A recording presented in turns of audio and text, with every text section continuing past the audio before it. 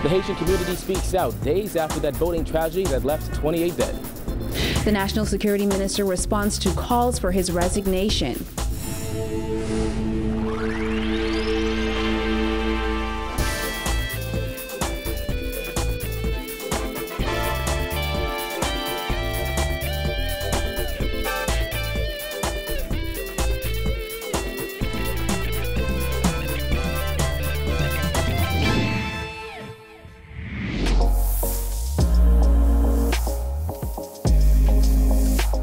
Our news is brought to you by Alive. Welcome to our news and thanks for joining us. I'm Jared Higgs. Topping news tonight, a high-level meeting between various law enforcement agencies, including the Department of Immigration and the Royal Bahamas Defense Force, as well as the Department of Public Health, was held at ABACO today, 2 days after a sloop from Haiti crashed, killing dozens of Haitian migrants. During this meeting, it was confirmed that the death toll now stands at 27, with an additional body recovered today.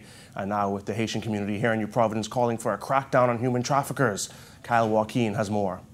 The Bahamian government and the Haitian government need to work together, collaborate, and find persons responsible and jail them properly. Heartbreaking is how eyewitnesses describe the scene, as body after body was found this weekend. 27 in total.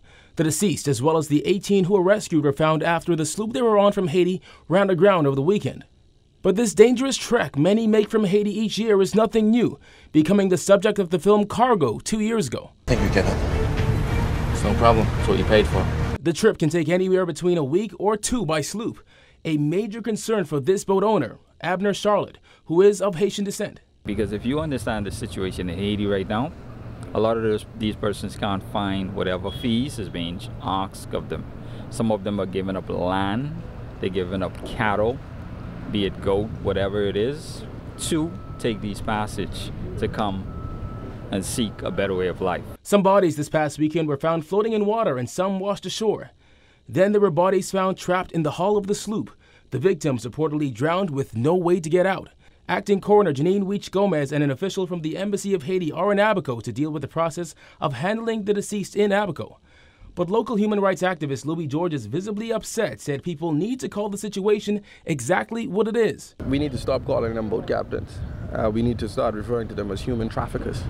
Those individuals need to be identified, they need to be charged, and they need to be prosecuted. Still no one in custody identified as the captain of that doomed sloop. But Georgia said it's not just the role of the Bahamas government to address the issue. Those boat captains, who I call human traffickers, are the ones that we need to target, and the Haitian government needs to play a more substantive role in stemming the tide with this illegal migration stuff. James St. Pete is a Haitian national and is in Nassau on a visa.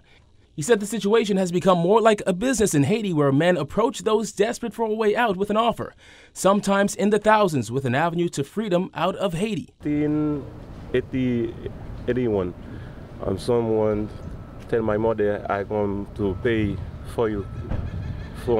I pay for come to Bahamas by boat. She say no, I don't like that, because if I don't have visa, I can move nowhere. But he said most of the time, many won't refuse the offer. Now again, what these men say they would like to see happen is a collaborative effort by both countries to properly address the issue. And they say it's not until that happens that things won't get any better. Reporting from Pottersky Dock for Our News, I'm Kyle Joaquin. The Haitian community in the Bahamas is in mourning after that tragic incident in the ABACOs. President of the League of Haitian Pastors, Dr. Jean-Paul Charles, says he has tried for years to warn his fellow countrymen of the dangers of traveling to the Bahamas by sea. But sadly, he says his message appears to be falling on deaf ears. When they come here, I tell them there are three things. One, they will die at sea.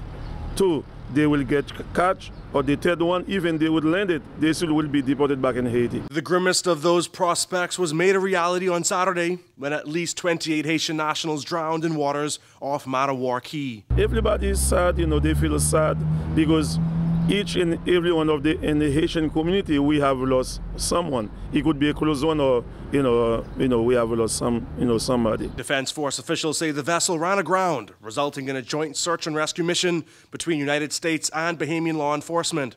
A crew of volunteers from Hopetown Fire and Rescue was among the first to respond, picking up some of the 17 survivors who were rescued. Some bodies were recovered floating in the sea, while others were reportedly found in the ship's hull. It is unclear how many people made the voyage, and the tragedy has ultimately left friends and family extremely worried. They are very anxious because we don't know exactly, we don't identify the body yet. Nobody knows. Even in Haiti, they keep calling to see the one who are alive, which one are they, it just a mixed feeling, The only way is to, right now I'm in contact with the immigration to see if we can go to the detention center to see the one who are alive. Until we see the one who are alive, we don't know which one, are dead. Less than a month ago, Charles appeared on Our News responding to questions related to an influx of undocumented migrants at the beginning of the year.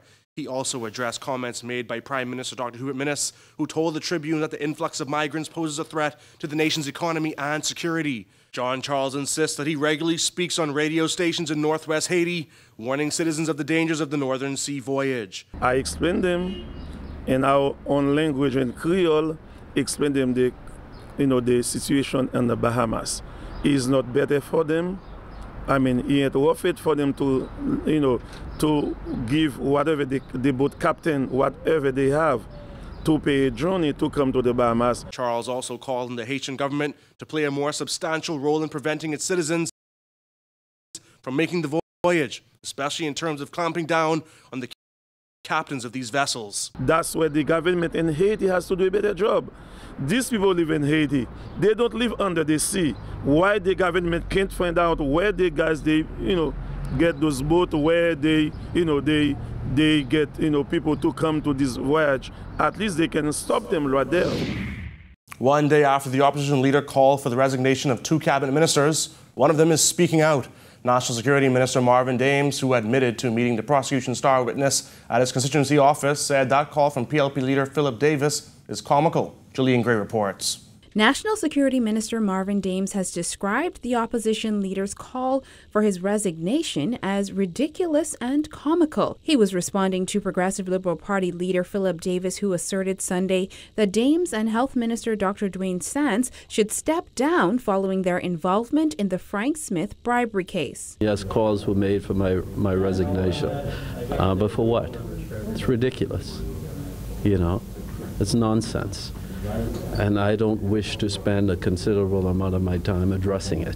Both Sands and Dames were called to testify during the high-profile case. Sands was questioned about a second contract that he awarded to the main witness, Barbara Hanna, without the approval of the PHA 3 months after Smith was charged. Dames testified that as a result of the referral from Sands, he met with Hanna at his constituency office and referred her to the police.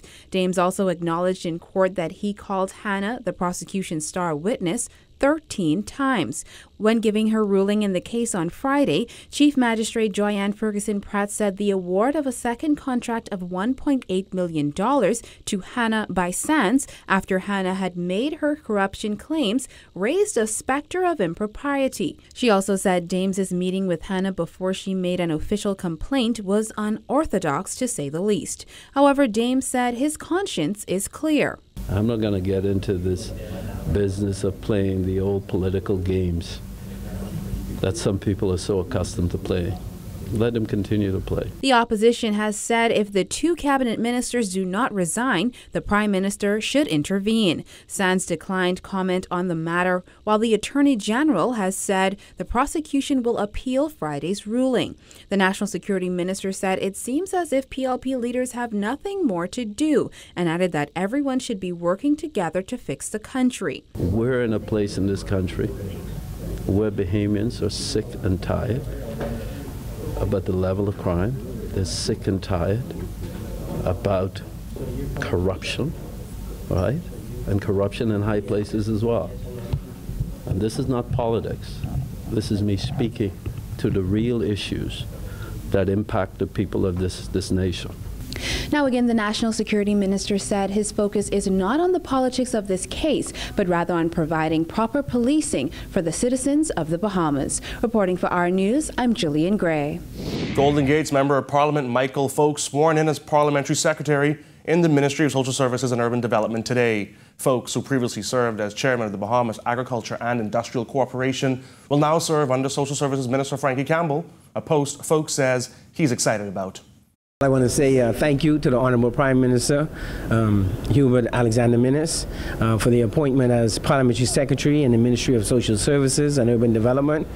And I look forward to doing the best I can to assist our persons, our brothers and sisters who are finding serious challenges, and social services is the place to assist them.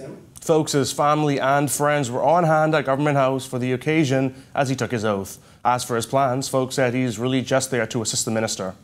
I will be working with the Honourable Minister, Frankie Campbell, and I'm sure he is focused on those issues, and I will be assisting him as he's focused on those, and I'm sure he's intent in ensuring that we deliver for the persons who are most needy in our community. Still to come on Our News, the National Security Minister comments on recent murders, plus the DNA gearing up for its convention. That's coming up when Our News returns.